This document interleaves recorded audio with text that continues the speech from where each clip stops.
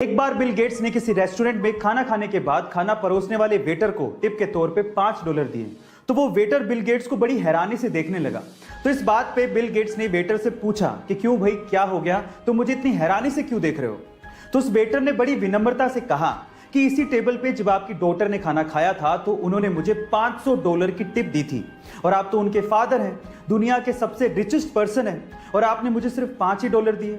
तो इस बात पे बिल गेट्स ने जो कहा वो आप लोगों को सुनना चाहिए। बिल गेट्स ने कहा कि उसके पिता दुनिया के सबसे अमीर आदमी हैं, पर मेरे पिता नहीं।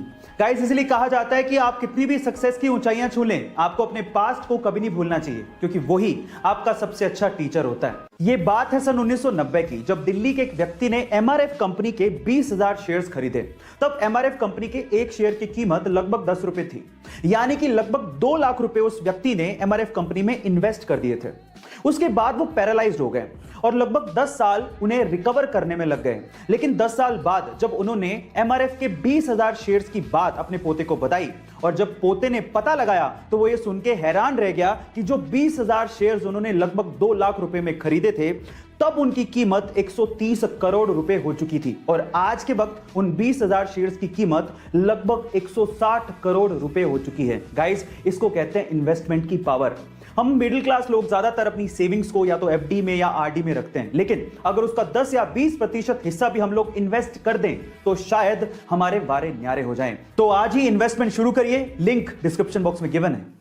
सोने की शुद्धता को हम लोग कैरेट में परखते हैं, लेकिन कितने कैरेट में कितना प्योर गोल्ड है ये हमें कैसे पता लगेगा? चलिए मैं आपको बताता हूं। सबसे पहले होता है 24 कैरेट गोल्ड, जिसमें 99.9% तक प्योर गोल्ड होता है। अब इससे खरा सोना है ही नहीं, लेकिन इतना सॉफ्ट होता है कि इससे ज्वेलरी नहीं बनाई जा सकती।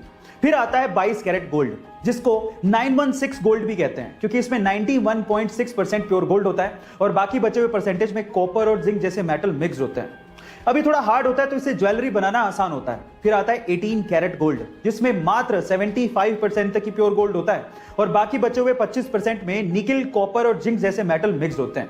यानी कहने का मतलब यह है कि जैसे जैसे कैरेट घटता जाएगा, सोने की शुद्धता भी घटती जाएगी और साथ ही साथ सोने की चमक भी घटती जाती है। गाइस, आपको ये इंफॉर्मेशन कैसी लगी चैट सेक्शन में जरूर लिखेगा। ब्राजील में एक जेल है जहां के कैदियों को अगर अपनी सजा कम करनी है तो उनके लिए गजब का रूल बनाया गया है, या फिर यूं कहें कि गजब का सोशल तरीका अपनाया गया है। वो क्या है मैं आपको बताता हूं। देखिए, अगर कैदी को अपनी सजा कम करनी है तो उसे एक पैडल वाली एक्सरसाइज बाइक दी जाती है, जिसके पैडल मारने से वहां इलेक्ट्रिसिटी पैदा होती है और वही इलेक्ट्रिसिटी पास के गांव में सप्लाई की जाती है। अब जितना ज्यादा पैडल मारेंगे और जितनी ज्यादा इलेक्ट्रिसिटी पैदा होगी, उस कैदी की सजा उतनी ही कम कर दी जाएगी। आपको यह तरीका सुन के कैसा लगा चैट सेक्शन में जरूर लिखिएगा। अगर आप लोग कुत्तों को बहुत ज्यादा प्यार करते हैं तो आज की ये वीडियो आपको जरूर देखनी चाहिए। क्या आपको पता है कि बहुत सारी ऐसी चीजें जो आपको कभी भी कुत्तों को खाने को नहीं देनी चाहिए? कौन कौन सी हैं वो चीजें मैं आपको बताता हूं, जैसे कि अंगूर, किशमिश, वॉलनट, एवोकेडो, प्याज, लहसुन और उसमें सबसे ऊपर आती है चॉकलेट। जहां हम इंसानों को चॉकलेट बड़ी अच्छी लगती है, वहीं कुत्तों के लिए ये टॉक्सिक हो सकती है। जी हां गाइस, थोड़ी सी भी क्वांटिटी से कुत्तों को डायरिया, उल्टी, दौरे और अल्टीमेटली उनकी डेथ भी हो सकती है। और ऐसा होता है चॉकलेट में मौजूद एक टॉक्सिक सब्सटेंस मिथाइल ज़ेंथाइन की वजह से, जिसकी वजह से कुत्तों के सीधे नर्वस सिस्टम और हार्ट पर अटैक हो जाता है और उनकी जान भी जा सकती है। इसलिए प्लीज उन्हें कभी चॉकलेट सर्व मत कीजिए। ये गाइस, एक केबीसी का सवाल पूछता हूं। 2020 में world games athlete of the year award ये किस खिलाड़ी को दिया गया, क्या आप जानते हैं?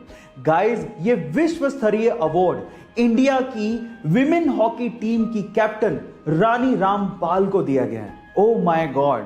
और मैं आपकी जानकारी के लिए आपको बता दूं कि दुनिया की वो पहली ऐसी हॉकी खिलाड़ी हैं जिन्हें ये विश्व स्तरीय अवार्ड दिया गया है। गाइस, इसके अलावा इंडियन गवर्नमेंट ने हाल ही में उन्हें पद्मश्री से भी सम्मानित किया है।